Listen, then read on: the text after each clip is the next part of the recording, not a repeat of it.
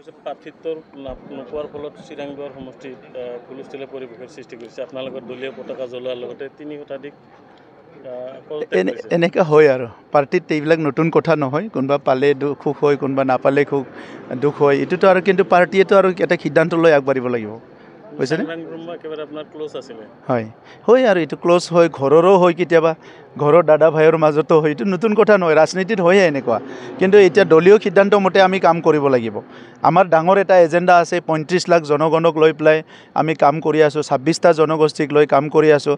ইফালে আমাৰ সাধাৰণ সম্পাদক পিছফালে আছে, 5 বছৰ কষ্ট কৰি এখেতৰ টিকেট পোৱা নাই। তো এইটো দলীয় কথা, এইটো কোনোবা ইম'চনেল হয়, কোনোবা মানি লয়, কিন্তু দলৰ কাৰণে বা অঞ্চলৰ কাৰণে, জাতিৰ কাৰণে।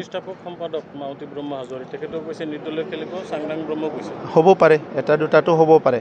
এইটো দলীয় ভিতৰীয়া কথাখিনি আমি জানো আৰু 30 নম্বৰ চিৰাং বা 14 নম্বৰ চিৰাং দুৱাৰত যদি নিৰ্দলীয় খেলে একো নাই, একো প্ৰত্যাহ্বান নহয়। UPPL বহুত ষ্ট্ৰং আৰু চিৰাং ডিষ্ট্ৰিক্টত যিটো 7টা ছিট আছে, 7টাৰ ভিতৰত 7টাও আহিব পাৰে। কমেও 5টা ছিটটোতো আমি জিকি যাম। 6টা 7টা হোৱাটো আচৰিত নহয়। আমি বহুত ৱেলকাম কৰিছোঁ, তেখেতক ৱেলকাম কৰিছোঁ আমি। গতিকে আমাৰ তৰফৰ পৰাও থাকিব তেখেতৰ তাত ভাল কেণ্ডিডেট। কিছু সময় আগতে BPF সম্পূৰ্ণ প্ৰাৰ্থী তালিকা ঘোষণা কৰিলে। UPPL আৰু এখন থাৰ্ড লিষ্ট আমাৰ ৰেডি হৈ আছে, অলপ পিছতে কৰিব।